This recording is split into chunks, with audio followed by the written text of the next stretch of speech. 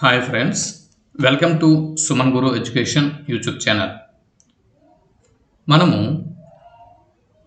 గత వీడియోలో పక్కి వెంకట నరసింహ కవి అనే ఈ కవి పరిచయం వరకు మనం ప్రాథమిక సమాచారాన్ని, ముఖ్యమైనటువంటి అంశాలని మనం స్టడీ చేయడం జరిగింది.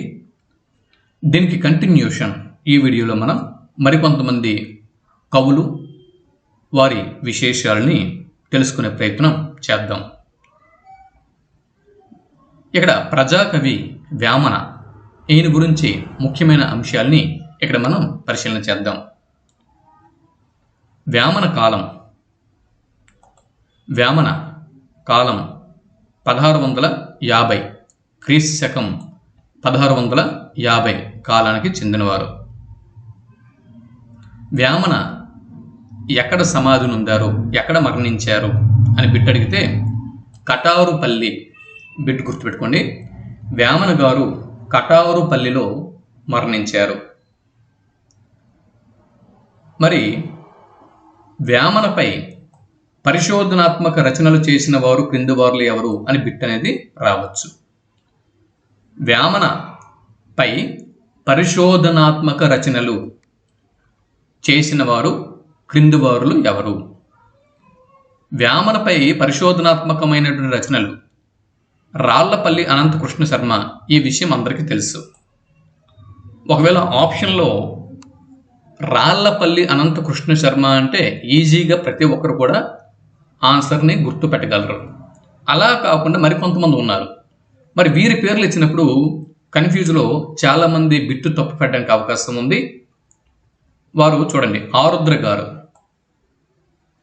సమగ్ర ఆంధ్ర సాహిత్యంని రచించినటువంటి ఆరుద్ర గారు, అలాగే ఎన్ గోపి, జీవి కృష్ణారావు, కోదండరామిరెడ్డి, కోదండరామిరెడ్డి. ఈ పేర్లు గుర్తుపెట్టుకోండి. వేమనపై పరిశోధనలు చేసి పరిశోధనాత్మకమైనటువంటి రచనల్ని వెలువరించిన వారు క్రింది వారిలో ఎవరు అని బిట్టు అడిగితే రాళ్లపల్లి అనంత కృష్ణ శర్మతో పాటు కోదండరామిరెడ్డి, ఆరుద్ర, ఎన్ గోపి, జీవి కృష్ణారావు, వీరి పేర్లు కూడా గుర్తుపెట్టుకోండి. కోదండరామిరెడ్డి, ఆరుద్ర, గోపి, కృష్ణారావు. సింపుల్ అండి. రాముడు ఉన్నాడు, కృష్ణుడు, కృష్ణుడిని గోపి అని చెప్పి అంటారు, అవునా?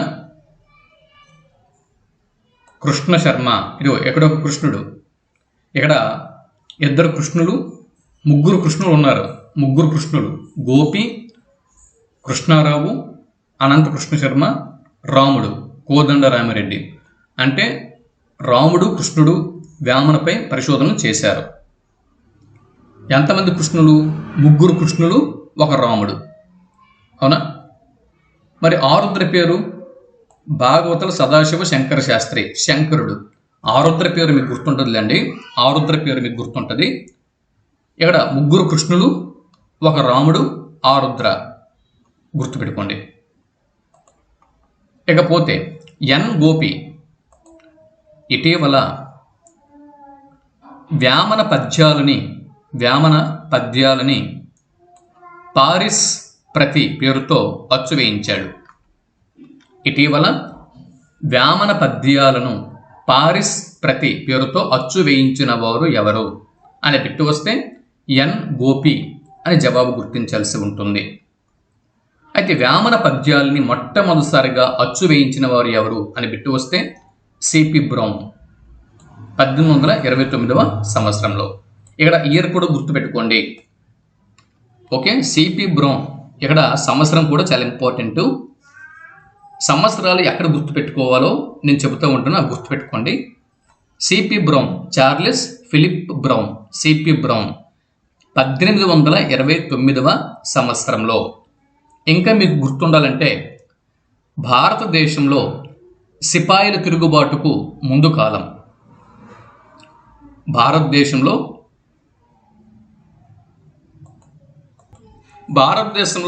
సిపాయిల తిరుగుబాటు 1857వ సంవత్సరంలో జరిగింది.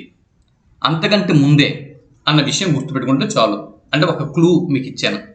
1829వ సంవత్సరంలో సిపి బ్రౌన్ వేమన పద్యాల్ని మొట్టమొదటిసారిగా అచ్చు వేయించాడు.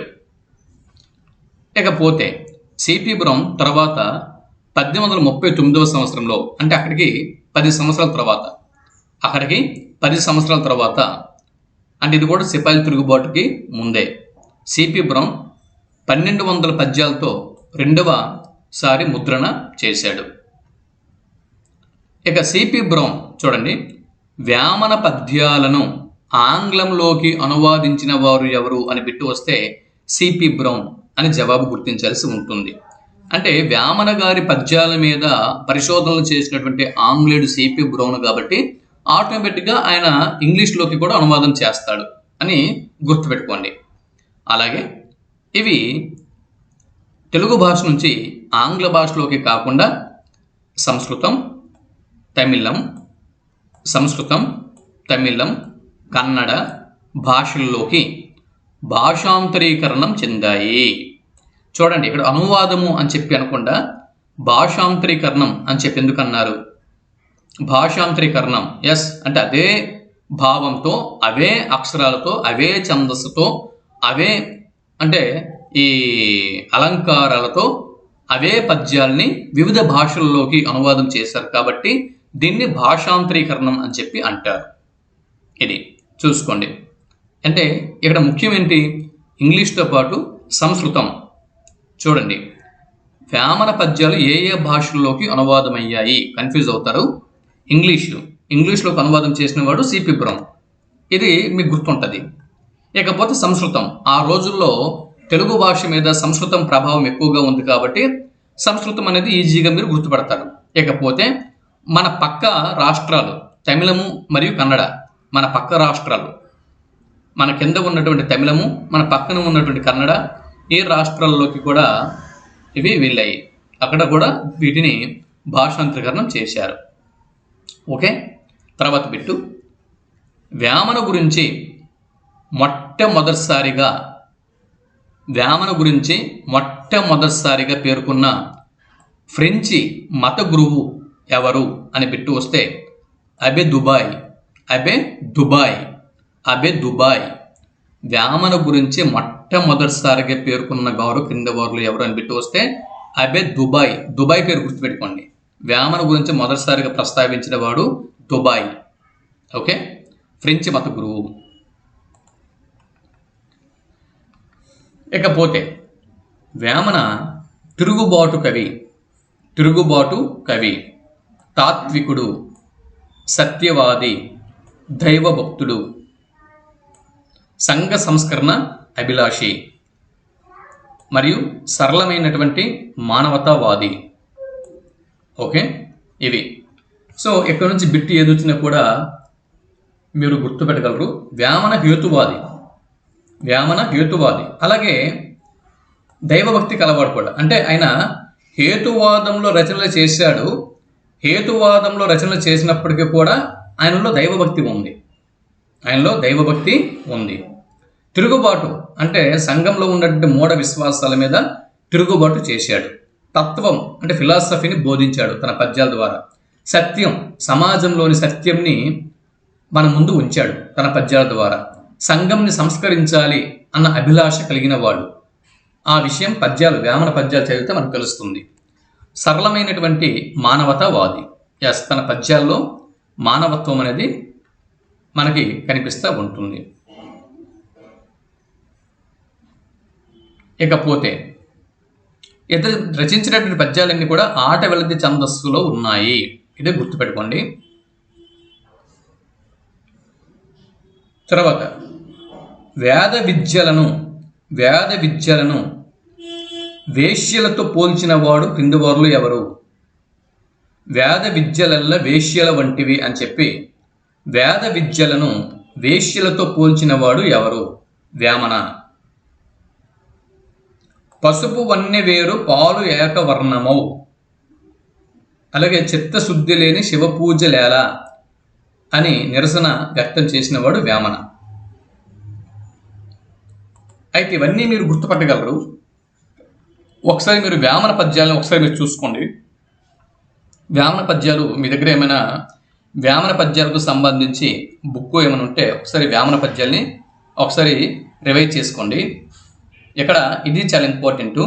వేద విద్యలల్లా వేశ్యల వంటివి, వేద విద్యల్ని వేశ్యలతో పోల్చిన వాడు ఎవరైనా బిట్టు వస్తే వేమన అని జవాబు గుర్తిస్తారు. ఇకపోతే మానవుడిని బలహీనపరుస్తున్నవి ఏవి? వేమన దృష్టిలో మానవుడిని బలహీనపరుస్తున్నవి క్రింది వాటిలో ఏవి? జవాబు జాతకాలు మరియు ముహూర్తాలు, లేదా జాతకాలు ముహూర్తాలు మానవుడిని బలహీనపరుస్తున్నాయి అని చెప్పినటువంటి వారు క్రింది వారులు ఎవరు? జవాబు వేమన.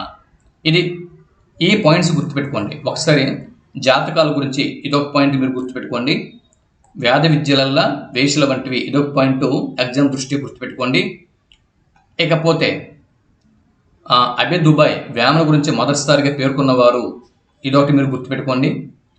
మిగిలినవన్నీ కూడా మీరు ఆటోమేటిక్గా మీరు జవాబు గుర్తించగలరు. అలాగే వేమన విషయంలో దీన్ని గుర్తుపెట్టుకోండి. ఇకపోతే ఇది కూడా ఈ పాయింట్ని కూడా గుర్తుపెట్టుకోండి. ఈ పాయింట్ కూడా గుర్తుపెట్టుకోండి. అలాగే ఇక్కడ రాళ్లపల్లి అనంతకృష్ణ శర్మ అంటే ఎవరెవరు వేమన మీద పరిశోధన చేశారు, ఈ పాయింట్స్ మీరు గుర్తుపెట్టుకోండి. ఒకసారి చెక్ చేసుకోండి. నెక్స్ట్ కంచర్ల గోపన్న. ఈయన్నే రామదాసు అని చెప్పి అంటాం. రామదాసు యొక్క అసలు పేరు మీద బిట్ అడిగితే కంచర్ల గోపన్న, అందరికీ తెలుసు కంచర్ల గోపన్న. ఇతన్నే భక్త రామదాసు అని చెప్పి అంటారు. ఇతని కాలం 1620 నుంచి 1680. ఓకే, ఇది ఈయన కాలం. ఈయన యొక్క మేనమామలు అక్కన్న మాదన్నలు రామదాసుకి ఏమవుతారు అని బిట్టు రావచ్చు. మేనమామలు. ఓకే, మేనమామలు గుర్తుపెట్టుకోండి. గోల్కొండ ప్రభువు అబుల్ హసన్ తానీషా దగ్గర అక్కన్న మాదన్నలు మంత్రులుగా ఉండేవారు. ఈ విషయం కూడా గుర్తుపెట్టుకోండి. రామదాసు వీరి ప్రభావంతోనే, ఎవరి ప్రభావం? అక్కన్న మరియు మాదన్నలు, వీరి యొక్క రిఫరెన్స్తోనే ఈయన భద్రాచలం పరగనాకు తహసీల్దారుగా నియమింపబడతాడు. ఇక్కడ ఇదొక బిట్టు. కంచర్ల గోపన్న లేదా రామదాసు అక్కన్న మాదన్నల యొక్క రిఫరెన్స్తో భద్రాచలం అనేది అప్పుడు పరగన అనేవారు, మండలం కాదండి, పరగన. భద్రాచలం పరగనాకి తహసీల్దారుగా నియమింపబడతాడు. బిట్టు మీకు రావచ్చు. అక్కన్న మాదన్నల యొక్క ప్రభావంతో అబుల్ హసన్ తానీషా కాలంలో రామదాసు నిర్వహించినటువంటి ఉద్యోగం ఏది అని బిట్టు వస్తే తహసీల్దార్. ఏ ప్రాంతానికి తహసీల్దారు? ఏ పరగనాకి తహసీల్దారు? భద్రాచలం పరగనాకి తహసీల్దార్. రామదాసు భార్య పేరు మీద బిట్టు అడిగితే కమల. రామదాసు కమల. ఓకే, కంచర్ల గోపన్న యొక్క భార్య పేరు కమల. ఇక్కడ చూడండి, ప్రభుత్వ పైకం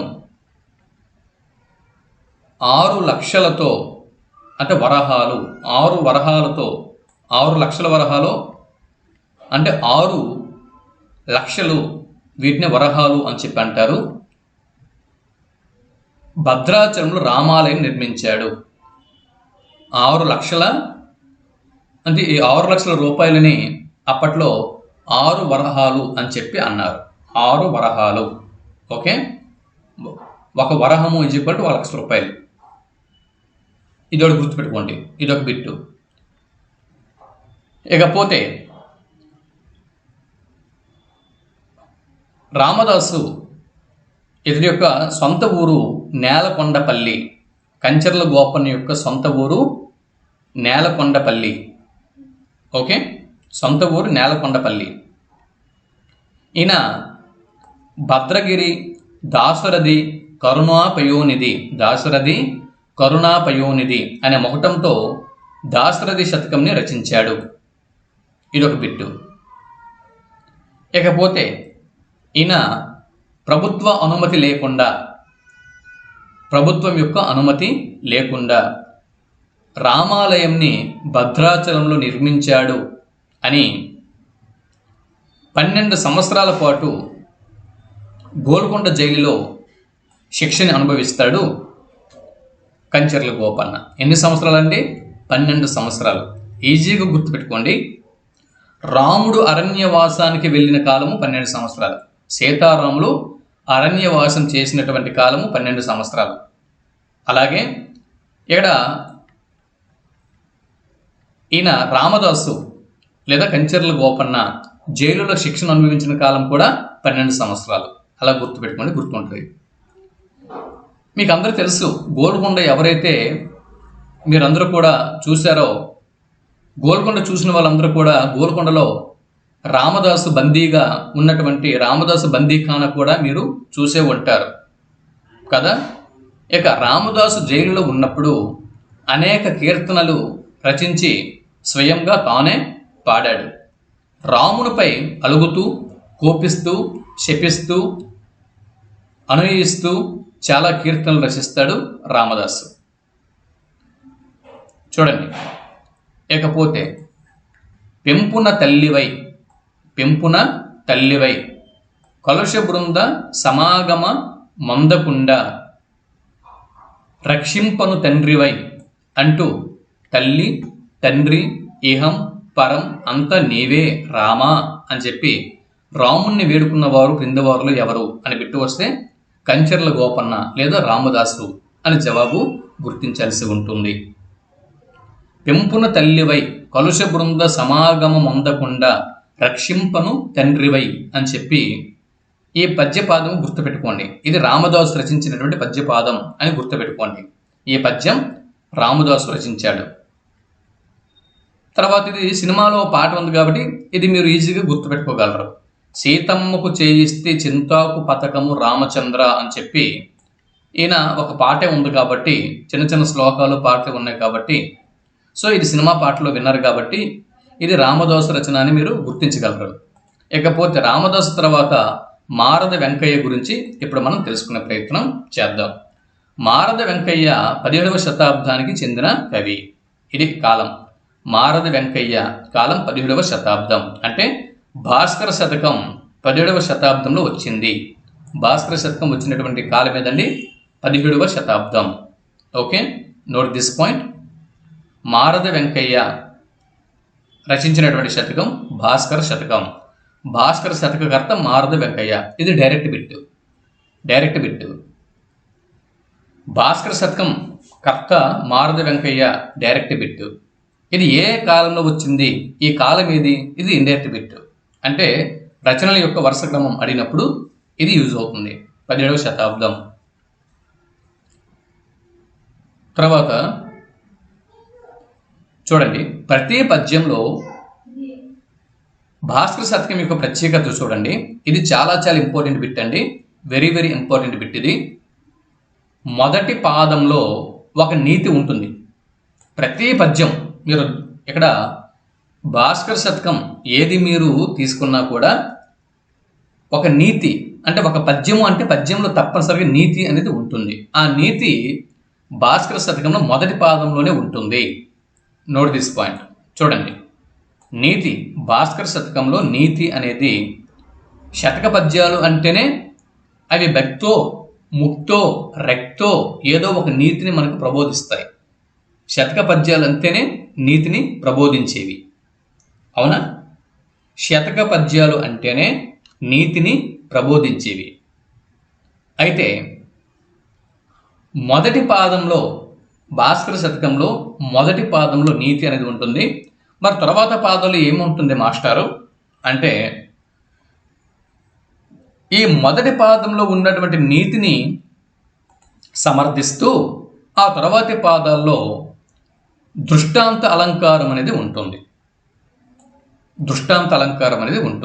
అంటే మొదటి పాదంలో ఉన్నటువంటి నీతిని సమర్థిస్తూ మిగిలిన పాదాలు దృష్టాంతం అనేది ఉంటుంది. చివరికి ఏముంటుంది? భాస్కర అన్న మొహటం అనేది ఉంటుంది. ఇది భాస్కర శతకం యొక్క ప్రత్యేకత. చూడండి, ఎంత మంచి కూర వండినా అందులో చిటికెడు ఉప్పు లేకపోతే రుచి పుట్టదు లాంటి ఎన్నో చక్కని దృష్టాంతాలని చెప్పాడు. అంటే మనకి దృష్టాంత అలంకారాల గురించి సమాచారం కావాలి అంటే, దృష్టాంత అలంకారాల గురించి మనకు ఉదాహరణలు కావాలి అంటే భాస్కర శతకం మనము ఒకసారి మననం చేస్తే భాస్కర శతకంలో లెక్కలేనన్ని దృష్టాంత అలంకారాలు మనకి లభిస్తాయి. ఓకే, మంచి కూర నలపాకము చేసిననైనా అందు కొంచెం ఉప్పు కానీ లేకపోతే రుచి పుట్టదు అని చెప్పి ఇటువంటివి ఎన్నో దృష్టాంత అలంకారాలతో ఆయన భాస్కర శతకం రచించారు మారద వెంకయ్య. ఇకపోతే శ్రీపతి భాస్కర కవి చిత్త శతకం రచించారు. ఇది డైరెక్ట్ బిట్. చిత్త శతకం కర్త శ్రీపతి భాస్కర కవి. ఈయన కూడా 17వ శతాబ్దానికి చెందినవాడు. శైవ పండిత త్రయంలో ఇప్పుడు శ్రీపతి పండితుడు ఉన్నారు కదా, అతని వంశానికి చెందినవాడు ఈ శ్రీపతి భాస్కర కవి అని చెప్పి అంటారు. ఇకపోతే పరవస్తు చెన్నై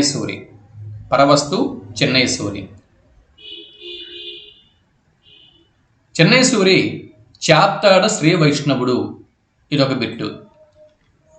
తల్లిదండ్రులు రంగయ్య మరియు శ్రీనివాసమ్మ తల్లిదండ్రులు. ఈయన మద్రాసులో జన్మించాడు. క్రింది వారిలో మద్రాసులో జన్మించినటువంటి తెలుగు కవి ఎవరు అని బిట్టు వస్తే పరవస్తు చెన్నై సూరి అని జవాబు గుర్తించాల్సి ఉంటుంది.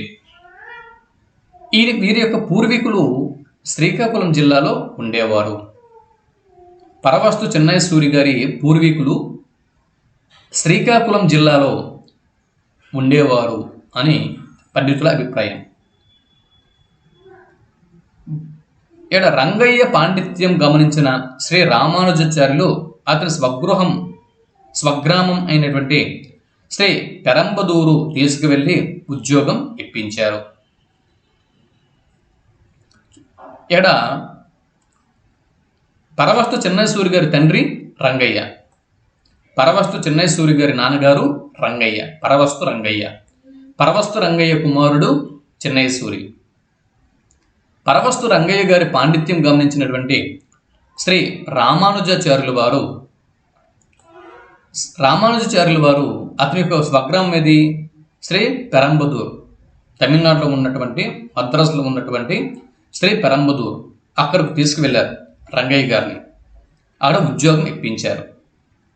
చెన్నై సూరి పచ్చయ్యప్ప కళాశాలలో, పచ్చయ్యప్ప హై స్కూల్లో చదివి అక్కడే ఉద్యోగంలో చేరాడు. చిన్మయి, సుజనరంజని అనే సాహిత్య పత్రికల్ని నడిపాడు. ఇది very very very important bits అండి.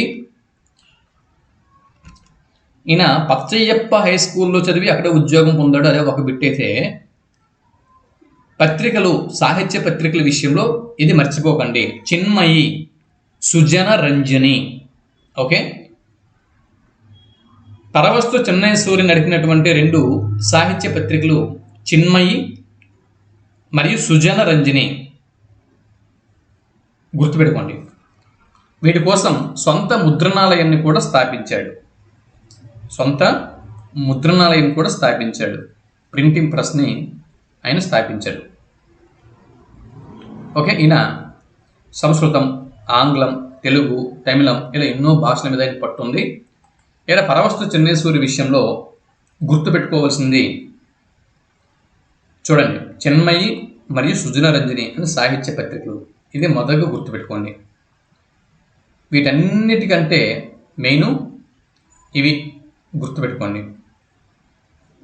ఇకపోతే రచనలు. ఆంధ్ర శబ్దానుశాసనము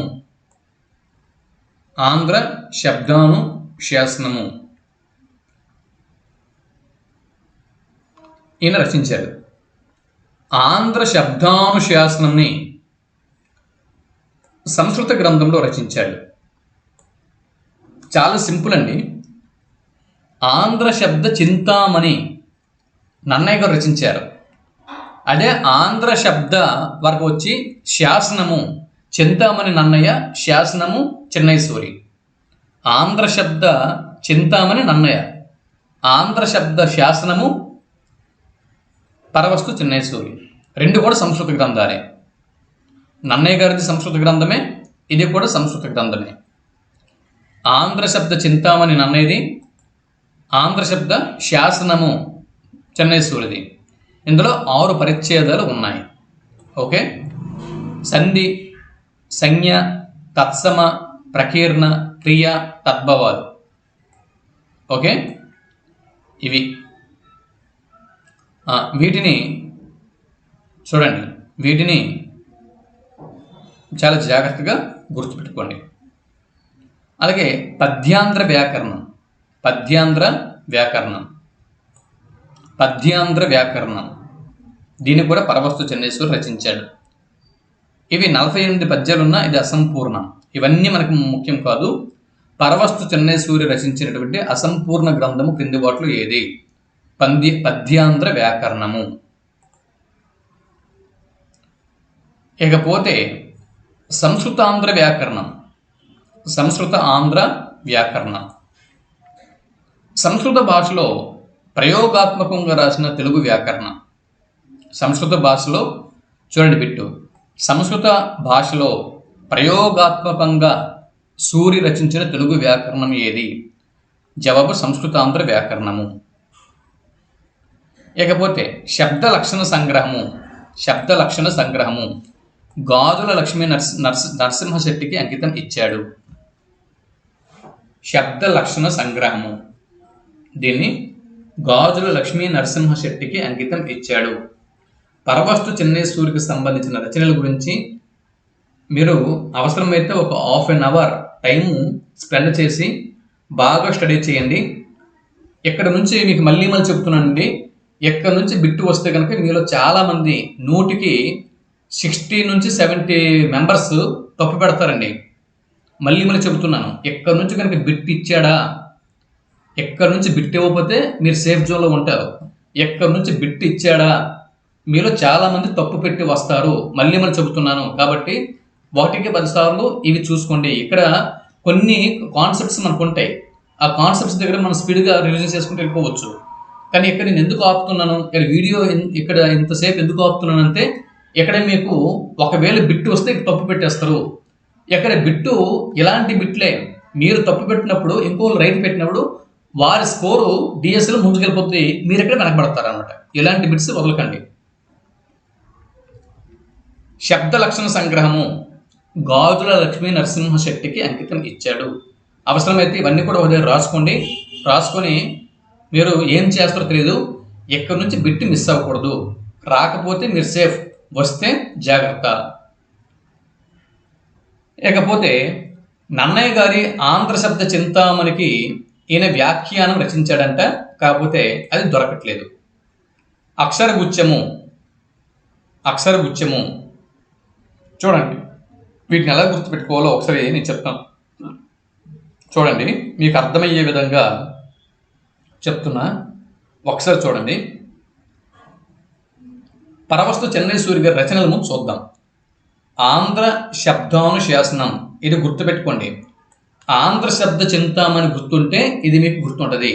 ఆంధ్ర శబ్ద చింతామణి నన్నయ్య, శబ్ద శాసనము పరవస్తు చెన్నై సూరి, ఇలా గుర్తుపెట్టుకోండి. 1 పద్యాంధ్ర వ్యాకరణము, 2 పద్యాంధ్ర వ్యాకరణము. ఇవి మ్యాచ్ ద ఫాలోయింగ్ రూపంలో మీరు నోట్ చేసుకోండి, చెప్తాను. మ్యాచ్ ద ఫాలోయింగ్ రూపం నోట్ చేసుకోండి.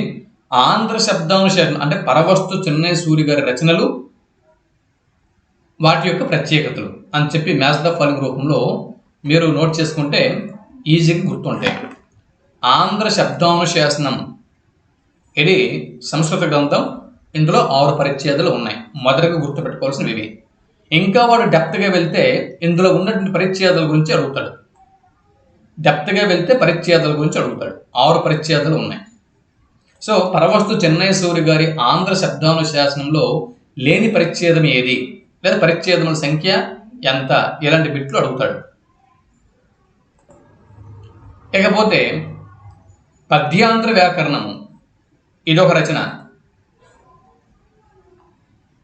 పద్యాంధ్ర వ్యాకరణము, సంస్కృతాంధ్ర వ్యాకరణము, అవునా? ఆంధ్ర వ్యాకరణంలో రెండు, పద్యాంధ్ర, సంస్కృతాంధ్ర. ఓకే. ఇకపోతే శబ్ద లక్షణ సంగ్రహము, శబ్ద లక్షణ సంగ్రహము, ఆంధ్ర శబ్ద చింతామణికి వ్యాఖ్య, అక్షర గుచ్ఛము, బాల వ్యాకరణము మీకు గుర్తుంటుంది, ఆంధ్ర ధాతుమాల అలభ్యం. ఓకే. తర్వాత హిందూ ధర్మశాస్త్ర సంగ్రహము. ఇవి ముందు మ్యాచ్ ద ఫాలోయింగ్ రూపంలో ముందు ఒకవైపు ఇవి రాసుకోండి, చెప్తాను. ముందు ఒకవైపు ఇవి రాసుకోండి. ఇప్పుడు రెండో వైపు ఏం రాస్తారంటే ఇక్కడ చూడండి, హిందూ ధర్మశాస్త్ర సంగ్రహము పేర్లోనే ఉంది. ఇది ధర్మశాస్త్రము కదా, కాబట్టి దీని గురించి పెద్దగా మీరు కష్టపడాల్సిన పని లేదు. హిందూ ధర్మశాస్త్ర సంగ్రహము ఇది పరవస్తు చెన్నై సూరి గారు రచించారు అని గుర్తుపెట్టుకుంటే చాలు. ఈ విషయంలో హిందూ ధర్మశాస్త్ర సంగ్రహము, ఈ విషయంలో పరవస్తు చెన్నై సూరి గారు ఇది రచించారు అని గుర్తుపెట్టుకుంటే చాలు. ఇక మీకు తెలిసిందే బాల వ్యాకరణము, నీతి చంద్రికలు, వీటి గురించి పెద్దగా మనం చదువుకోకర్లేదు. ఓకే, రెండు ఇవి క్లియర్ అయిపోయినాయి. ఆంధ్ర ధాతుమాల ఇది అలభ్య రచన. ఓకే, అలభ్య రచనలు 3 ఉన్నాయండి. చెన్నై సూరి గారికి అలభ్య రచనలు 3 ఉన్నాయి. ఒకటి ఆంధ్ర ధాతుమాల, ఆంధ్ర శబ్ద చింతామణికి వ్యాఖ్య, రెండే ఉన్నాయండి, 2. ఆంధ్ర శబ్ద చింతామణికి వ్యాఖ్య, ఇది మీకు గుర్తుంటుంది. ఇకపోతే అలభ్య రచన మరొకటి ఆంధ్ర ధాతుమాల. అంటే భాష ఎలా జనించింది, ధాతువుల నుంచి జనించింది. యాస్కాచార్యుడు చెప్తాడు ధాతువాదం గురించి, భాష ధాతువాదం, ధాతుజన్యవాదం గురించి యాస్కాచార్యుడు చెప్పాడు. అలాగా ధాతువులు అంటే ఎక్కువగా ఇవి సంస్కృతంలో ఉంటాయి, అంటే ధాతువులు అనేది సంస్కృత భాషకు చెందినది.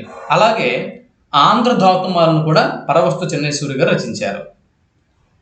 ఇకపోతే బాల వ్యాకరణం మీకు తెలుసు, అక్షర గుచ్ఛము, దీని ప్రత్యేకత ఏంటి, మ్యాచ్ ద ఫాలోయింగ్ జతపరచండి అని చెప్పి రాసుకోమన్నారు కదా, దీని యొక్క ప్రత్యేకత రాసుకోండి.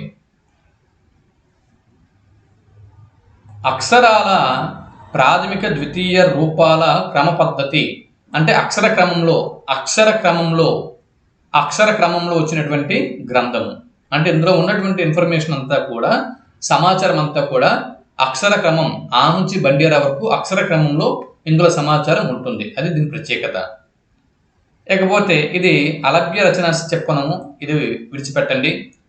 ఇకపోతే పరవస్తు చెన్నై సూరి గారు గాజుల లక్ష్మీ నరసింహశెట్టికి అంకితం ఇచ్చినటువంటి గ్రంథం ఏది, శబ్ద లక్షణ సంగ్రహము. ఓకే. తర్వాత పద్యాంధ్ర వ్యాకరణము, సంస్కృతాంధ్ర వ్యాకరణము. సంస్కృత భాషలో ప్రయోగాత్మకంగా రాసిన తెలుగు వ్యాకరణం అని గుర్తుపెట్టుకుంటారు ఇది. ఇకపోతే కౌకుంట్ల నారాయణరావు. ఇంకోటి ఏంటంటే పరవస్తు చెన్నై సూరి నీతి చంద్రికలోని మిత్రలేభం, మిత్రభేదం, ఇవి కూడా పరవస్తు చెన్నై సూరి గారికి మంచి పేరు తీసుకొచ్చాయి. సరే, ఇక చూడండి, కౌకుంట్ల నారాయణరావుకు సంబంధించి కౌకుంట్ల నివాసి, ఇతడి గ్రామము కౌకుంట్ల. ఓకే, రంగారెడ్డి జిల్లాలోని కౌకుంట్ల అతని గ్రామం. ఇక్కడ కౌకుంట్ల నారాయణరావు గారి గురించి ప్రధానంగా మీరు ప్రభు తనయ శతకం ఇదొకటి గుర్తుపెట్టుకోండి. మొకటం పేరు తనయ అనేటటువంటి మొకటం. తనయ అనే మొకటంతో ప్రభు తనయ శతకంను రచించాడు. కౌకుంట్ల నారాయణరావు తనయ అనేటటువంటి మొకటంతో ప్రభు తనయ శతకంని రచించాడు. ఇకపోతే కాకుత్సం శేషప్ప కవి. కాకుత్సం శేషప్ప కవి. చూడండి, ఈయన నరసింహ శతకం, నరహరి శతకం, ధర్మపురి రామాయణం, శ్రీ నృకేసరి శతకం వీటిని రచించాడు. ఇవి గుర్తుపెట్టుకోండి. కాకుత్సం శేషప్ప కవి విషయంలో రచనలు మాత్రమే గుర్తుపెట్టుకోండి. ఈయన కరీంనగర్ జిల్లా ధర్మపురి నివాసి. ఓకే, అంటే ఈయన చూడండి, ధర్మపురి రామాయణం రచించాడు. ఎవరు రచించారు? బిట్టి మీకు రావచ్చు. ధర్మపురి రామాయణంని ఎవరు రచించారు? జవాబు కాకుత్సం శేషప్ప కవి. ఎందుకు ధర్మపురి ఏ జిల్లాలో ఉంది అని బిట్టు మళ్ళీ అడిగితే కరీంనగర్ జిల్లా అని జవాబు గుర్తిస్తారు. ఇక శతకములు చూడండి, ధర్మపురి రామాయణం అయిపోయింది. కాకుత్సం శేషప్ప కవి అనగానే కరీంనగర్ జిల్లాలోని ధర్మపురి రామాయణం మీకు గుర్తుకు రావాల్సి ఉంటుంది. ఇది ఒకటి. ఇకపోతే శతకములు నరసింహ, నరహరి, నృకేసరి శతకములు. మూడింటి పేరు ఒకటే. నరసింహస్వామి అంటే ఆయనే, నరహరి అన్న ఆయనే లక్ష్మీ నరసింహస్వామి, నృకేసరి అన్న కూడా ఆయనే. అవునా? అంటే నరసింహస్వామికి ఇవన్నీ కూడా పర్యాయ పదాలు. నరసింహస్వామి యొక్క పర్యాయ పదాలతో 3 శతకంలో ఆయన రచించాడు. నరహరి, నరసింహ, నృకేసరి 3 శతకములు. ధర్మపురి రామాయణం వీటిని ఈయన రచించాడు. ఇకపోతే రామసింహ కవి గురించి ఇప్పుడు మనం చూద్దాం. రామసింహ కవి, ఈయన గురించి చూద్దాం. రామసింహ కవి ఇతడు విశ్వకర్మ శతకం, చూడండి, విశ్వకర్మ శతకం రచించాడు. ఓకే, రామసింహ కవి రచించినటువంటి శతకము విశ్వకర్మ శతకం. రామసింహ కవి రచించిన శతకం విశ్వకర్మ శతకం. ఓకేనా? విశ్వకర్మ శతకం రచయిత రామసింహ కవి, గుర్తుపెట్టుకోండి. ఇకపోతే రావికంటి రామయ్య గుప్త నగ్న సత్యాలు,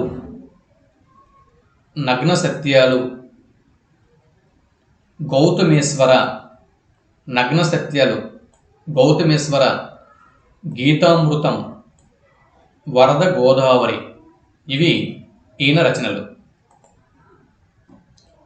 ఇవి రావికంటి రామయ్య గుప్త గారి రచనలు ఏవైతే ఉన్నాయో అవి ఎలా గుర్తుపెట్టుకోవాలి? చూడండి, ఇక్కడ ఒక కోడ్ అనేది ఫ్రేమ్ చేసుకోండి. ఒక కోడ్ ఫ్రేమ్ చేసుకోండి. రావికంటి రామయ్య గుప్త గారి నగ్న సత్యాలు గీతామృతం వలె, అది నగ్న సత్యాలు, రావికంటి రామయ్య గుప్త గారి నగ్న సత్యాల గీతామృతం వరద గోదావరి వలె గౌతమ ముని ఆశ్రమం పక్క నుంచి ప్రవహించాయి అని ఒక కోడ్ తయారు చేసుకోండి. కోడ్ నేను చెబుతున్నాను, అది మీ ఇష్టం. రావికంటి రామయ్య గుప్త గారి నగ్న సత్యాలు నగ్న సత్యాలు అనేవి, అది రావికంటి రామయ్య గుప్త గారి నగ్న సత్యాల గీతామృతం అనేది వరద గోదావరి వలె గౌతమ ముని ఆశ్రమం పక్క నుంచి ప్రవహించాయి అన్న కోడు ఇక్కడ రాసుకోండి. అంతే, ఇక దానికి మించి ఇంకా మరి కోడు ఇక్కడ క్రియేట్ చేయలేం. బిరుదులు కవిరత్న, మంత్రకూట వేమన.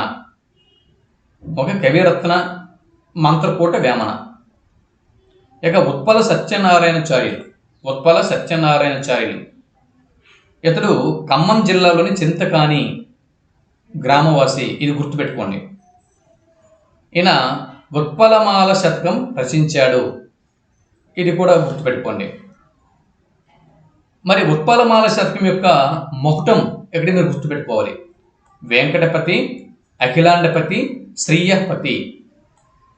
వెంకటపతి, అఖిలాండపతి, శ్రీయపతి అనేది ఉత్పలమాల యొక్క శతకం. సో ఉత్పలమాల శతకం ఎవరు రచించారంటే ఈజీగా మీరు గుర్తుపెట్టేస్తారు, ఉత్పల సత్యనారాయణాచార్యులు. ఇక్కడ ఎక్కువగా టైం వేస్ట్ చేయొద్దు. ఈ జంట నగరాలు హేమంత శిశిరాలు. ఈ జంట నగరాలు హేమంత శిశిరాలు. ఓకే. ఇకపోతే ఇక్కడ చూడండి, గజేంద్ర మోక్షం మీద బిట్టు రావడం ఛాన్స్ ఉంది. ఎందు గురించి అంటే పోతన గారి భాగవతంలో గజేంద్ర మోక్షం అనేది ఒక ఘట్టము. దాన్ని తీసుకొని మీకు కన్ఫ్యూజ్ చేయడానికి గజేంద్ర మోక్షం ఎవరు రచించారు అని బిట్టుగా వస్తే ఉత్పల సత్యనారాయణాచార్యులు అని మీరు జవాబు గుర్తించాలి. కాబట్టి గజేంద్ర మోక్షం మీద బిట్టు అడిగే అవకాశం ఉంది. ఓకేనా, అది రాసుకోండి.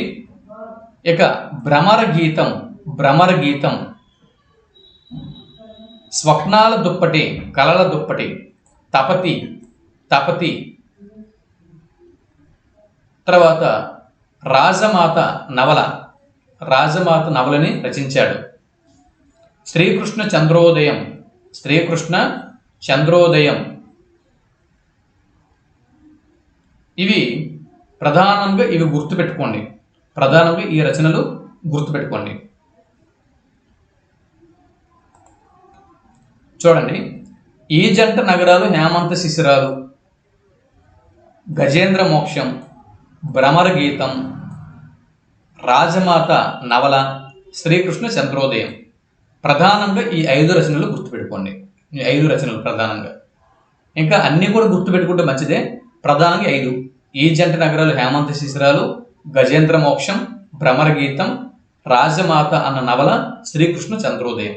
ఇవి ప్రధానంగా గుర్తుపెట్టుకోవాల్సి ఉంటుంది. ఈయనకి 2003లో కేంద్ర సాహిత్య అకాడమీ పురస్కారం లభించింది. ఇకపోతే గౌరీభట్ల రఘురామ శాస్త్రి గారి గురించి చూద్దాం. ఏకప్రాస శతపద్య మాలికను రచించాడు. బిట్టి మీకు రావచ్చండి. ఏకప్రాస శతపద్య మాలికను రచించిన వారు క్రింది వారిలో ఎవరు? జవాబు గౌరీభట్ల రఘురామ శాస్త్రి. గౌరీభట్ల రఘురామ శాస్త్రి సరైనటువంటి జవాబు.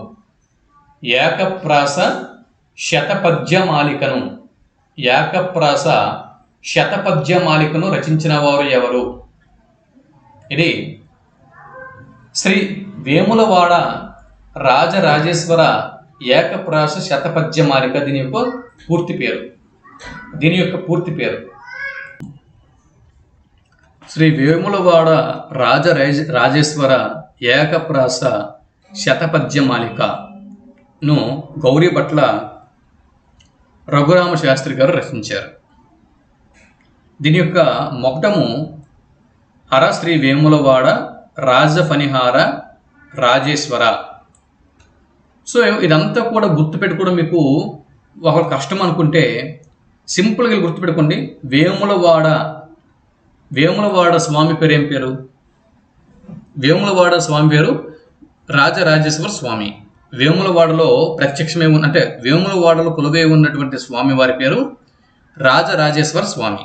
కాబట్టి వేములవాడ రాజరాజేశ్వర ఈ పేరు మీకు వినిపించగానే, వేములవాడ రాజరాజేశ్వర అనే పేరు వినిపించగానే అది మొహటం అవ్వచ్చు, లేకపోతే శతపద్య మాలిక అవ్వచ్చు, ఏదైనా కూడా ఇది గౌరీభట్ల రఘురామ శాస్త్రి గారి రచన అని మీరు గుర్తుపెట్టుకుంటారు.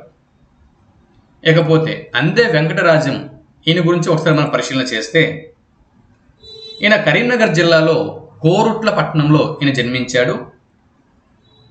చూడండి, ఈయన నింబగిరి శతకం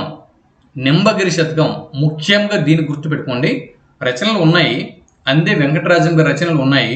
అయితే అందులో ముఖ్యంగా నింబగిరి శతకం మీద బిట్టు అడగడానికి ఎక్కువగా ఛాన్సెస్ అనేవి ఉన్నాయి. నింబగిరి శతకం, అలాగే ఈశ్వర శతకం,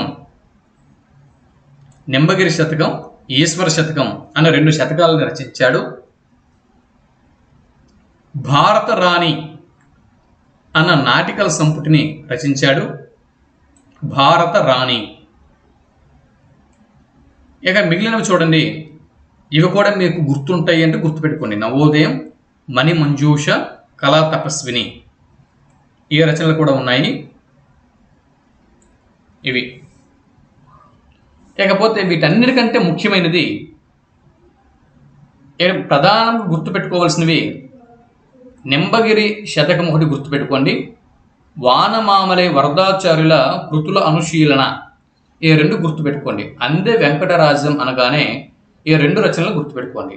ఒకటి నింబగిరి శతకం అయితే, రెండు వానమామలై వరదాచార్యుల కృతులు అనుశీలన అనే అంశంపై ఒక సిద్ధాంత గ్రంథం రాసి, ఒక సిద్ధాంత గ్రంథంని రచించి కాకతీయ విశ్వవిద్యాలయం నుంచి డాక్టరేట్ పొందారు. ఇది బిట్ మీకు ఇక్కడ రావడం ఛాన్సెస్ ఉండండి. ఈ రెండు వెరీ వెరీ ఇంపార్టెంట్ బిట్స్. ఈ రెండు కూడా గుర్తుపెట్టుకోండి. వానమామలై వరదాచార్యుల కృతుల అనుశీలన అన్న అంశంపై సిద్ధాంత గ్రంథం రాసి కాకతీయ విశ్వవిద్యాలయం నుంచి డాక్టరేట్ పొందిన వారు బృందవారులు ఎవరు అని బిట్టు వస్తే అందే వెంకటరాజ్యం. ఇవి ఇక్కడి నుంచి మ్యాక్సిమం బిట్టు రావడానికి అవకాశం ఉన్నటువంటి అంశాలు ఇవి. ఇకపోతే ఈయనకి బిరుదులు ఉన్నాయి. కవి శిరోమణి, అవధాన యువకేసరి, అవధాన చతురానన, అవధాన చతురానన, అవధాన యువకేసరి, కవి శిరోమణి, ఈయన బిరుదులు. ఇకపోతే ఇమ్మడి జెట్టి చంద్రయ్య, ఈయన విషయంలో మనం గుర్తుపెట్టుకోవాల్సిన అంశాలు, ఇమ్మడి జెట్టి చంద్రయ్య అనగానే చంద్రమౌళీశ్వర శతకం, ఇది ప్రధానంగా గుర్తుపెట్టుకోండి. రామప్రభు శతకం మరియు మృత్యుంజయ శతకం, ఇవి ప్రధానంగా మీరు గుర్తుపెట్టుకోండి. ఇది ప్రధానంగా మీరు గుర్తుపెట్టుకోవాల్సినవి మూడు. ఇక మిగిలిన ఉన్నాయి, ఈ మూడు ప్రధానంగా గుర్తుపెట్టుకోండి. మ్యాక్సిమం ఇక్కడ నుంచి బిట్స్ రావడానికి అవకాశం అనేది ఉంది. చంద్రమౌళీశ్వర శతకం, రామప్రభు శతకం, మృత్యుంజయ శతకం. ఓకే, ఈ వీటిలో ఇదొకటి చాలా ఇంపార్టెంట్. చంద్రమౌళీశ్వర శతకం, మృత్యుంజయ శతకం, ఈ రెండు ప్రధానంగా గుర్తుపెట్టుకోండి. వీటితో పాటు హనుమద్రామ సంగ్రామం, భక్త సిరియాల, ఇదొకటి చూడండి, భక్త సిరియాల ఇదొకటి. ఇకపోతే వీరబ్రహ్మేంద్ర విలాసం,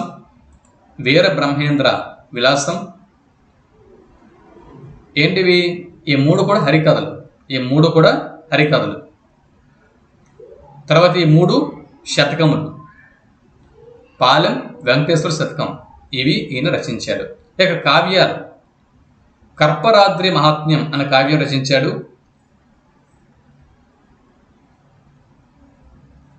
శిరీషణ గగండిక మహాత్మ్యం, వీటిని రచించాడు.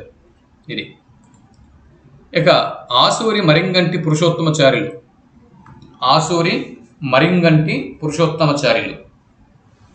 ఈయన గురించి ఒకసారి మనం పరిశీలన చేసినట్లయితే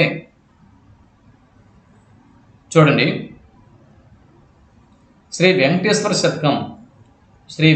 శతకం, యాదగిరి లక్ష్మీ నరసింహ శతకం, ఇవి ప్రధానంగా ఇక్కడ గుర్తుపెట్టుకోండి. ఈయనకి విద్వత్ కవి అనే బిరుదు ఉంది. ఇవి ప్రధానంగా గుర్తుపెట్టుకోండి. మిగిలిన అంశాలు కూడా చూసుకోండి.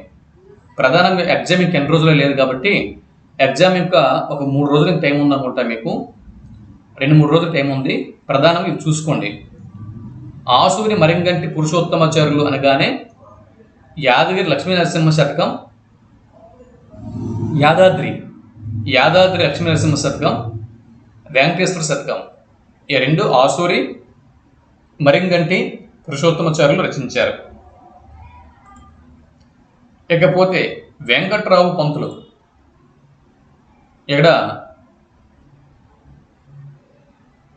చూడండి, శ్రీ బాకవరాంజనేయ శతకం, ఇది ఎక్కడో గుర్తుపెట్టుకోండి.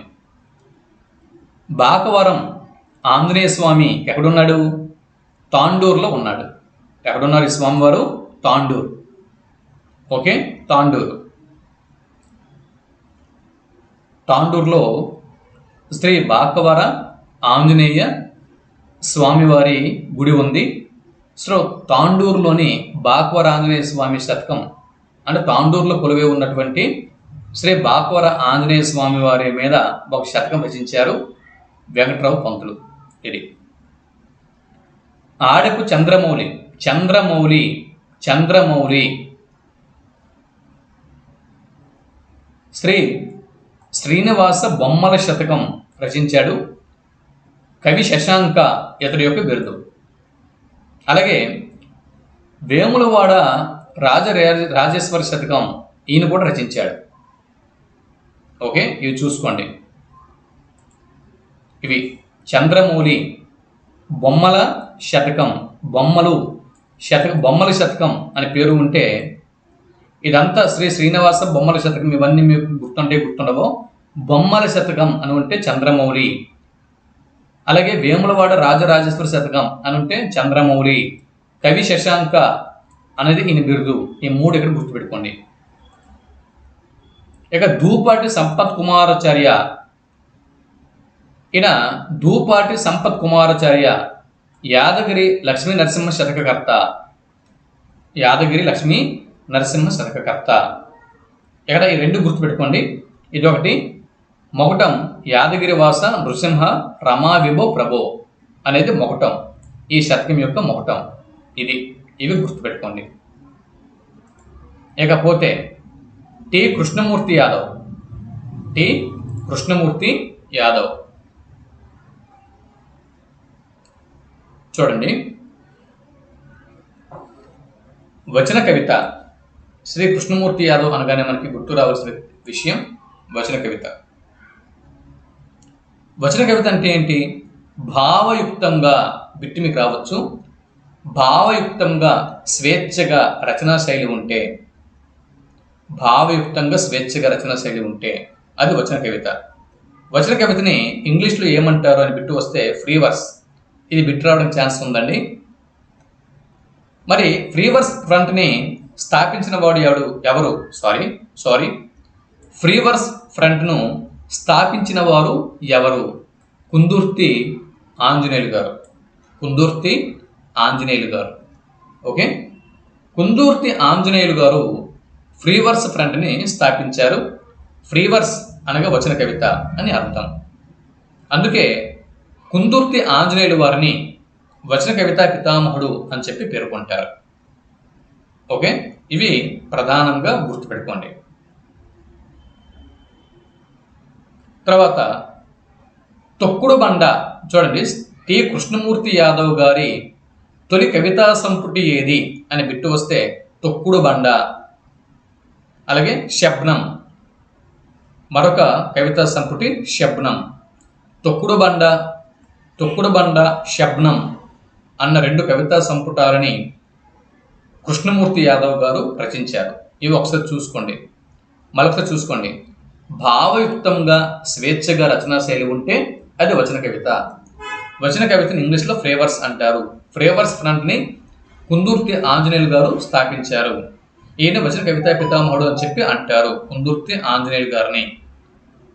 తొలి కవితా సంపుటి కృష్ణమూర్తి యాదవ్ గారు రచించినటువంటి తొలి కవితా సంపుటి తొక్కుడు బండ. తర్వాత రెండవ కవితా సంపుటి శబ్నం. ఇది. ఇకపోతే శిరసినగల్ కృష్ణమాచార్యులు. ఓకే, ఈయనకి అభినవ కాళిదాసు బిరుదు. చూడండి, అభినవ కాళిదాసు అన్న బిరుదు కింది వారిలో ఎవరికి ఉంది అని బిట్ రావడానికి అవకాశం ఉంది. జవాబు శిరసినగల్ శ్రీనివాసాచార్యులు జవాబు. ఇది ప్రధానంగా గుర్తుపెట్టుకోండి.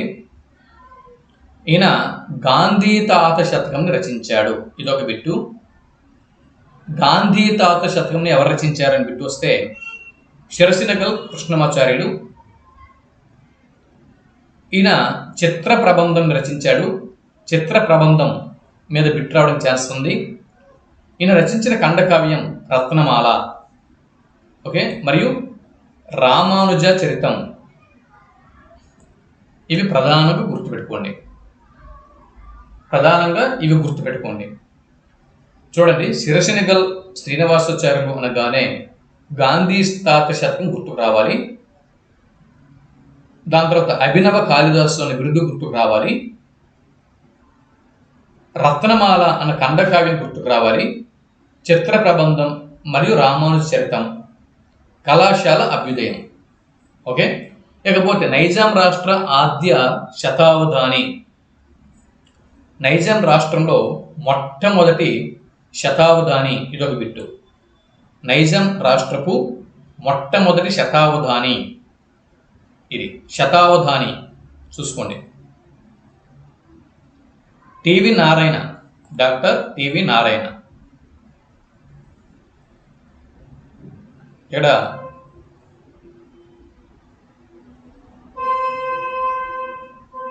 అమర వాక్ సుధా స్రవంతి. అమర వాక్ సుధా స్రవంతి. అమర వాక్ సుధా స్రవంతి ఎవరు రచించారు? టివి నారాయణ. దీని ప్రత్యేకత ఏంటి? ఉపనిషత్తులపై వ్యాస సంపుటి. ఉపనిషత్తులపై వ్యాస సంపుటి. టివి నారాయణ గారు అమర వాక్ సుధా స్రవంతి అన్న రచన చేశారు. దీని ప్రత్యేకత ఉపనిషత్తులపై వ్యాస సంపుటి. టివి నారాయణ గారు ఉపనిషత్తులపై చేసినటువంటి వ్యాస సంపుటి క్రింది వాటిలో ఏది అని పెట్టి వస్తే అమర వాక్ సుధా స్రవంతి అని మీరు జవాబు గుర్తించాల్సి ఉంటుంది. ఇకపోతే భరత వంశతిలక భవ్య చరిత. భరత వంశతిలక భవ్య చరిత అనేది భవ్య చరిత యొక్క అంటే ఈ శతకం యొక్క మొకటం. ఈజీ గుర్తుండదండి. శతకం పేరేంటి? భవ్య చరిత. భవ్య చరిత అనేది శతకం పేరు. అదే మొకటం కూడా అదే భవ్య చరిత. కాకపోతే రచించిన వారు TV Narayana, doctor TV Narayana. ఇది గుర్తుపెట్టుకోండి. ఓకే, ఇకపోతే జీవన వేదం, ఆర్షపుత్ర శతకం. ఇవి ప్రధానంగా ఇవి ప్రధానంగా ఇక్కడ ఒకసారి మీరు స్టడీ చేయండి. ఎగ్జామ్కి వెళ్ళే ముందు వీటిని ఒకసారి స్టడీ చేయండి. వీటిని ఒకసారి స్టడీ చేసి ఎగ్జామ్కి వెళ్ళండి. నెక్స్ట్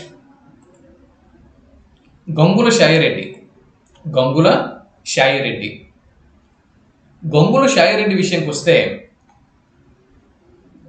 ఈయన చూడండి, కాపు బిడ్డ అన్న పద్య కావ్యం రచించాడు. కాపు బిడ్డ అనేది పద్య కావ్యం, ఒక బిట్టు. ఇది కర్షక ప్రశంస అన్న గ్రంథం నుంచి, అంటే కర్షక ప్రశంస అనే భాగంలోనిది కాపు బిడ్డ అనే కావ్యం. ఇది కాపు బిడ్డ అనేది పద్య కావ్యం, గుర్తుపెట్టుకోండి. ఇకపోతే చూడండి,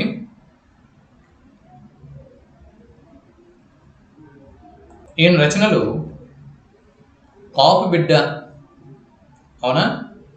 కాపు బిడ్డ మద్యపానాన్ని నిరోధించాలి. కాపు బిడ్డ మద్యపానాన్ని నిరోధించాలి. ఎందుకు? కాపు బిడ్డ రోజంతా వ్యవసాయం చేస్తారు కాబట్టి, సో వ్యవసాయదారులు ఎప్పుడూ కూడా లాభాలు ఎక్కువగా సంపాదించలేరు. వ్యవసాయదారులు ఎక్కువగా లాభాలు సంపాదించలేరు కాబట్టి వారు కష్టపడి చెమటోడ్చి శ్రమించి సంపాదించిన డబ్బు మద్యపానం కోసం తగిలేయకూడదు. కాబట్టి కాపు బిడ్డ మద్యపానాన్ని నిషేధించాలి. వర్షం కోసము యాగం చేయాలి, అంటే వర్షయోగం కోసము పరితపించాలి. చూడండి, కాపు బిడ్డ అనేవాడు మద్యపానాన్ని నిరోధించేందుకు ప్రయత్నించి వర్షయోగం కోసం తపస్సు చేయాలి. ఓకే, అప్పుడే కాపు బిడ్డకి ఆరోగ్యము, అదే కాపు బిడ్డ యొక్క ఆరోగ్య రహస్యం. ఇలా గుర్తుపెట్టుకోండి అని తెలుగు పలుకులు పలికారు గంగుల సాయిరెడ్డి. చూడండి, ఒక కోడ్ ఇక్కడ ఫ్రేమ్ చేసుకోండి. గంగుల సాయిరెడ్డి రచనలపై ఒక కోడ్ ఫ్రేమ్ చేసుకోండి. గంగుల సాయిరెడ్డి తెలుగు పలుకుల్ని ఎలా పలికారు? ఏమని పలికారు? గంగుల సాయిరెడ్డి పలికిన తెలుగు పలుకులు. గంగుల సాయిరెడ్డి పలికిన తెలుగు పలుకులు. కాపు బిడ్డ అన్న కావ్యంలో, కాపు బిడ్డ అన్న పద్య కావ్యంలో రాసుకోండి. కాపు బిడ్డ అన్న పద్య కావ్యంలో ఆయన కర్షకుడిని ప్రశంసిస్తూ మద్యపానాన్ని నిరోధించమన్నాడు, వర్షయోగం కోసము ప్రయత్నించమన్నాడు. దీనివల్ల ఆరోగ్య రహస్యం అనేది, అంటే ఇదే కాపు బిడ్డ యొక్క ఆరోగ్య రహస్యం అని చెప్పాడు. ఇది ఒక కోడు, ఇలాగా చదువుకోండి ఎగ్జామ్ వరకు. తర్వాత గణిత రహస్యం, ఇవి గంగుల సాయిరెడ్డి. ఇకపోతే ఆవుల పిచ్చయ్య. ఆవుల పిచ్చయ్య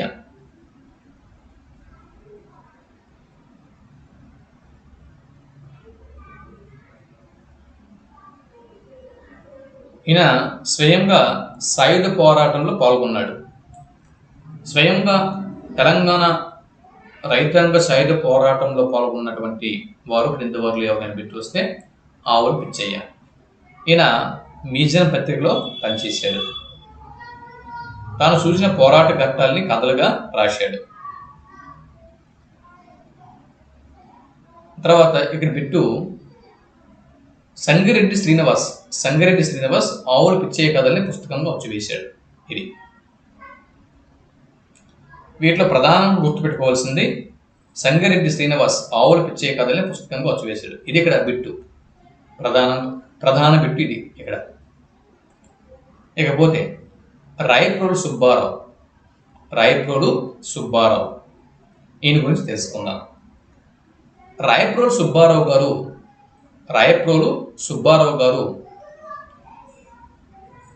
గుంటూరు జిల్లాలో జన్మించాడు. రాయప్రోలు సుబ్బారావు గారు ఏ జిల్లా అండి? గుంటూరు. బాపట్ల తాలూకాలో గార్లపాడు గ్రామంలో జన్మించారు. గుంటూరు జిల్లాలో బాపట్ల తాలూకాలో, గుంటూరు జిల్లాలో బాపట్ల తాలూకాలో గార్లపాడులో రాయప్రోలు సుబ్బారావు జన్మించాడు. ఓకే, నెక్స్ట్ బిట్టు భావ కవిత్వానికి ఆద్యుడు. ఇదొక బిట్టు.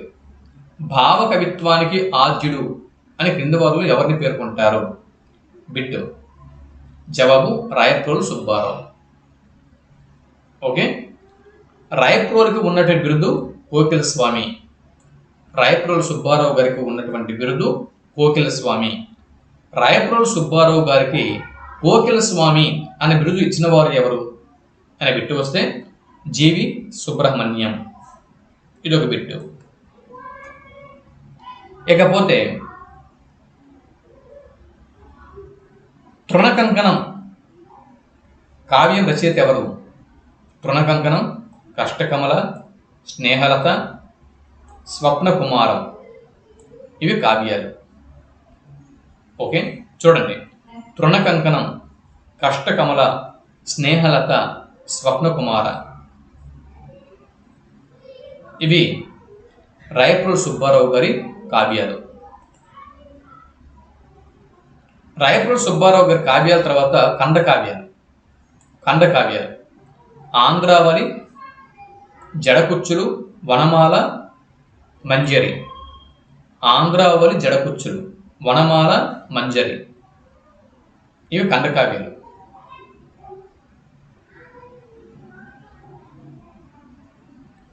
చూడండి, రమ్యాలోకం రచించారు, మాధురి దర్శనం రచించారు. ఈ రెండు కూడా చూడండి, రమ్యాలోకం కవిత్వం గురించి వివరిస్తుంది.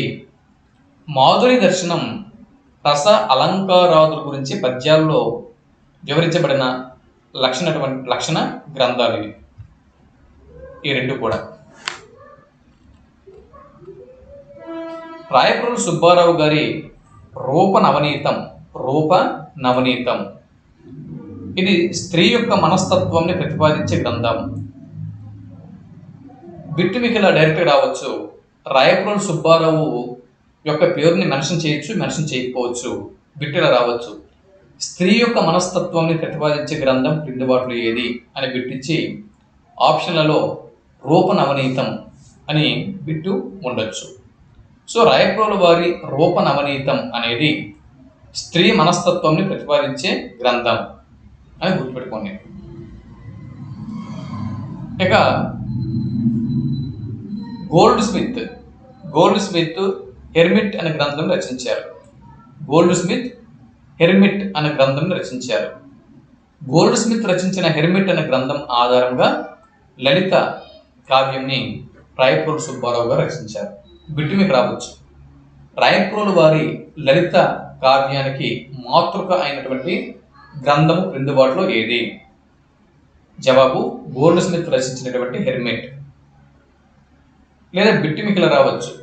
గోల్డ్ స్మిత్ రచించిన హెర్మిట్ ఆధారంగా రాయప్రోలు సుబ్బారావు రచించిన కావ్యము క్రింది వాటిలో ఏది? జవాబు లలిత. ఇకపోతే టెన్నిసన్ రాసినటువంటి డోరా కావ్యం ఆధారంగా రాయప్రోలు సుబ్బారావు గారు రచించిన గ్రంథం ఏది అని బిట్టు వస్తే అనుమతి అని జవాబుని గుర్తించాల్సి ఉంటుంది. తృణకంకణం రాయప్రోలు సుబ్బారావు గారు రచించినటువంటి తృణకంకణం 89 పద్యాలు కలిగినటువంటి ఒక ప్రేమ గీతం అని పేర్కొన్నవారు ఎవరు? జవాబు కండవల్లి లక్ష్మీరంజనం సరైనటువంటి జవాబు. మరి తృణకంకణం ఏదైతే ఉందో, రాయప్రోలు సుబ్బారావు గారి తృణకంకణం ఏదైతే ఉందో, ఈ రాయప్రోలు సుబ్బారావు గారి తృణకంకణంని ధర్మశృంగారం అని కండవల్లి లక్ష్మీరంజనం గారు పేర్కొంటే, అమలిన శృంగారం అని రాయప్రోలు సుబ్బారావు గారు పేర్కొన్నారు. తృణకంకణం రాయప్రోలు సుబ్బారావు గారి తృణకంకణం కావ్యాన్ని తీసుకుంటే ఇది అమలిన శృంగారం. ఇందులో ఉన్నట్టు కదా అమలిన శృంగారం అంటే మలినం లేనటువంటి శృంగారం, అమలిన శృంగారం అని రాయప్రోలు వారు చెప్పగా కండవల్లి లక్ష్మీరంజనం గారు ఇది ధర్మశృంగారం అని చెప్పి పేర్కొన్నారు. రాయప్రోలు సుబ్బారావు గారి తృణకంకణంని ధర్మశృంగారం అని పేర్కొన్న వారు ఎవరు అని బిట్టు వస్తే కండవల్లి లక్ష్మీరంజనం అని గుర్తిస్తారు. మరి రాయప్రోలు సుబ్బారావు గారు అమలిన శృంగార తత్వంని ప్రవచించిన గ్రంథంగా క్రింది వాటిలో దేన్ని పేర్కొంటారు అని బిట్టు వస్తే తృణకంకణం అని జవాబు గుర్తించాల్సి ఉంటుంది. ఇకపోతే 1914వ సంవత్సరంలో బెంగాల్లో జరిగినటువంటి వాస్తవ సంఘటనలు, బెంగాల్లోని వాస్తవ సంఘటన ఆధారంగా రాయప్రోలు సుబ్బారావు గారు రచించినటువంటి రచన ఏది అని బిట్టు వస్తే స్నేహలత అని జవాబు గుర్తించాల్సి ఉంటుంది. భారతదేశం ప్రత్యేకత భిన్నత్వంలో ఏకత్వం. భారతదేశం యొక్క ప్రత్యేకత ఏంటండి? భిన్నత్వంలో ఏకత్వం. మన దేశ పౌరుషాన్ని నిలబెట్టాల్సిన బాధ్యత మనందరిది అని చెబుతూ స్త్రీలు పొంగిన జీవగడ్డ అన్న పాఠ్యభాగం వచ్చింది. ఇది పాఠ్యభాగం నేపథ్యం. భారతీయ సంస్కృతి సంప్రదాయాలను కాపాడటమే స్త్రీలు పొంగిన జీవగడ్డ పాఠ్యభాగం యొక్క ఉద్దేశం. ఇది గేయ ప్రక్రియకు చెందినది. అంత్యప్రాసలతో మాత్ర ఛందస్సులలో ఈ గేయ ప్రక్రియ అనేది ఉంటుంది. ఇది రాయప్రోలు సుబ్బారావుకు సంబంధించినటువంటి ఇన్ఫర్మేషన్. ఇకపోతే గుర్రం జాషువా గారి గురించి ఇప్పుడు మనం చూద్దాం. గుర్రం జాషువా గారు 1895లో జన్మించారు. వీరయ్య లింగమాంబ దంపతులకు గుంటూరు జిల్లా వినుకొండలో జన్మించారు. గుంటూరు జిల్లా వినుకొండ. ఈయన రచనలు క్రీస్తు చరిత్ర. ఇక మీకు బిట్ రావచ్చు. గుర్రం జాషువా గారి ఏ రచనకు కేంద్ర సాహిత్య అకాడమీ అవార్డు లభించింది? మీరు చాలామంది గబ్బిలం అని పొరపాటు పడే అవకాశం ఉంది. చూడండి, ఇక్కడ గుర్రం జాషువా గారు క్రీస్తు చరిత్ర అన్న కావ్యాన్ని ఒక గ్రంథం రచించారు. దీనికి ఈ గ్రంథానికి కేంద్ర సాహిత్య అకాడమీ అవార్డు లభించింది.